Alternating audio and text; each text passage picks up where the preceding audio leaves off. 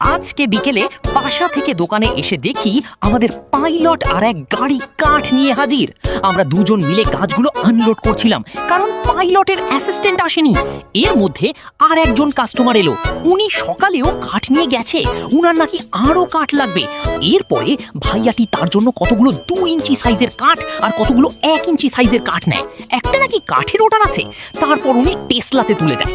আমি আবারও চেক করে দেখছি সব ঠিক আছে কিনা, কারণ আমার একটু করে হিসেব গুলিয়ে ফেলছিলাম। তাই তার এক গাড়ি গাছ পাঠিয়ে দেন আর এক গাড়ি পরে এসে নিয়ে যাবে।